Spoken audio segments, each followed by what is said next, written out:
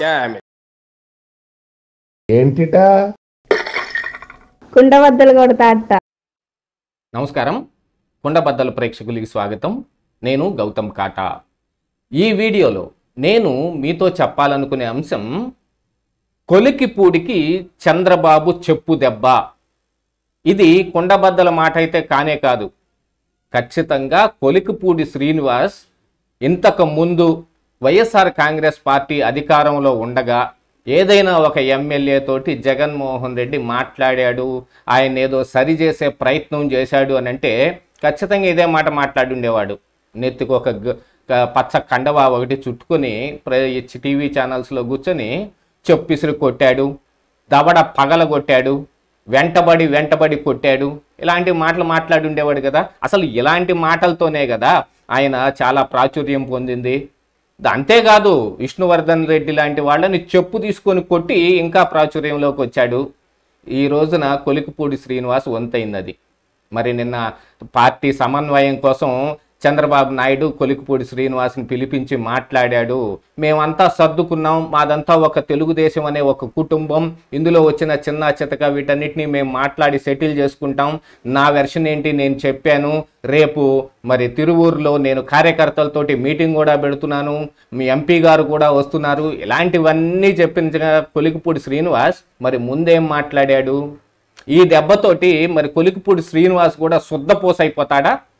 ఖచ్చితంగా మరి నిన్న పార్టీ పెద్దలు పిలిచి మాట్లాడిన దగ్గర ఆయన వాయిస్ మారిపోయింది. ఆ విషయం కనిపిస్తానే ఉంది కదా.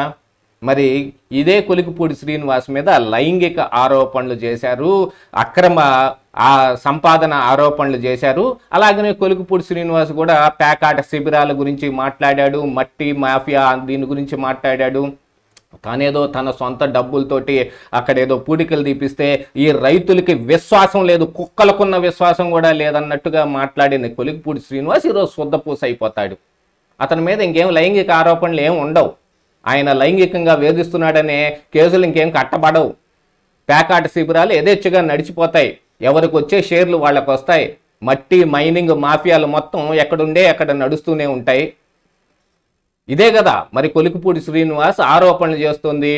నేను వీటన్నిటిని ఆపబోతేనే నా మీద ఇలాగా చేస్తూ ఉన్నారని ఆయన ఆరోపణ కాదు. ఇదిగో ఇలాంటివి జరిగినాయి అని అక్కడున్న ప్రజలు అనే దానికంటే కూడా తెలుగుదేశం కార్యకర్తలు, తన సొంత కార్యకర్తలే తన మీద ఆరోపణ చేశారు. ఇలాంటి వాటన్నిటిని పార్టీ పెద్దలు పిలిచి మాట్లాడగానే ఇక శుద్ధపూస కబుర్లు వచ్చేసినాయి అందరికీ. రేపు మరి కార్యకర్తలతోటి మీటింగ్ పెడితే అక్కడేమన్నా తిరిగి వాళ్ళు ఏదైనా ఈ కొలికిపూడి శ్రీనివాస్ని అయితే మేము ఒప్పుకోం అనేలాంటి సూచనలు ఏమైనా కనిపిస్తాయా? మరి పార్టీ పెద్దలు మాట్లాడిందని కొలికిపూడి శ్రీనివాస్ మారిపోతే ఇక ఆ తర్వాత మరికి అక్కడ ఉండే కార్యకర్తలు కూడా మారిపోతారు. యథేచ్ఛగా ఎక్కడ జరిగేవి అక్కడే జరుగుతాయి. ఇదిగో కొలికిపూడి శ్రీనివాస్ లాంటి వాళ్ళు రాజకీయాలకు పనికిరారండి అనే వాళ్ళు చాలామంది చెబుతూ ఉన్నారు. కానీ ఇతను లాంటి వాళ్లే పనికొస్తారు. చూడండి, ఒక్క రోజులోనే మాట మార్చేయగలరు, పాత ఆరోపణలన్నింటినీ మర్చిపోగలరు, వాళ్ళు చేసిన ఆరోపణలన్నింటినీ వెనక్కి తీసుకోగలరు అని ఈయన కూడా ప్రూవ్ చేశాడు కదా. అంటే భక్తుడు రాజకీయ నాయకుడిలాగా ఈయన కూడా వ్యవహరిస్తున్నాడు. మరి అలాంటి ఈ కొలికిపూడి శ్రీనివాస్ మరి గతంలో అయితే ఏం మాట్లాడుండేవాడు అంటే, ఇంతకు ముందు జగన్మోహన్ రెడ్డి నైజం చూసిన వాళ్ళు కానీ, ఆయనకున్న తీవ్రమైన కోపం చూసిన వాళ్ళు కానీ, అంటే ఇంటర్నల్గా ఉన్న మ్యాటర్లు ఇవన్నీ. ఆయన మరి దవడ పగలగొట్టాడు, చెప్పు తీసుకొట్టాడు అని అంటే అవి బాగానే ఉండేవేమో. కానీ మరి చంద్రబాబు నాయుడు నైజం అలాంటిది కాదు. ఎవరికైనా సరే ఆయన మంచి మాటలతోనే చెబుతారు, లేకపోతే సీరియస్గా వార్నింగ్ ఇస్తారు. అంతకు మించిన ముందుకి ఆయన వెళ్ళేది కాదు. ఎందుకంటే ప్రజాస్వామ్య ప్రభుత్వాలు ఇవన్నీ, పార్టీలు కూడా ప్రజాస్వామ్యయుతంగానే నడపాలి. కాబట్టి జగన్మోహన్ రెడ్డి అంటే నియంత పాలనకి ఆయనకి బాగా ఇష్టం అనుకుంటాను. ఆయన ఎప్పుడు అదే చేశాడు, ప్రజలను పాలించే విషయంలోనూ అదే చేశాడు, పార్టీలో ఉన్న ఎమ్మెల్యేలు ఎంపీలని కలిసే విషయంలోనూ అదే చేశాడు.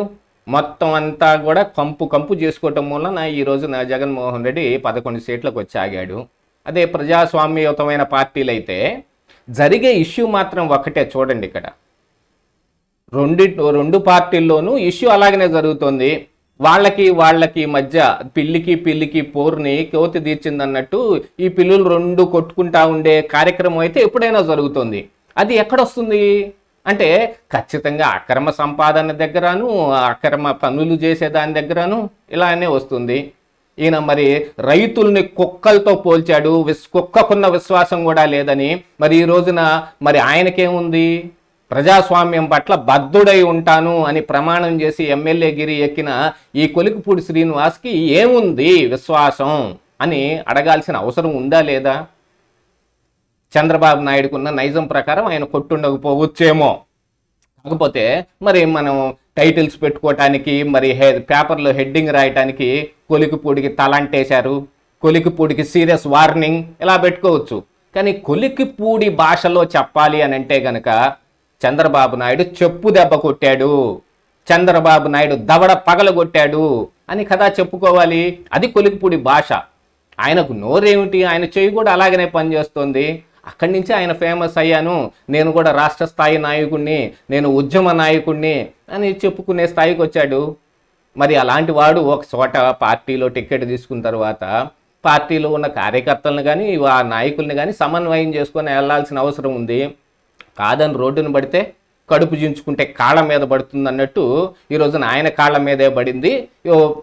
పార్టీ అధిష్టానం పిలిచి ఒక వార్నింగ్ ఇచ్చేటప్పటికి మొత్తం నీళ్లు పోసి కడిగేశాడు. మొత్తం ఇక పన్నీరు చల్లుకున్నారు. ఎక్కడ దొంగలు అక్కడనే గప్ చుప్ సాంబార్ బుడ్డి అయిపోలేదా? ఇదే ఈరోజు కుండబద్దలు.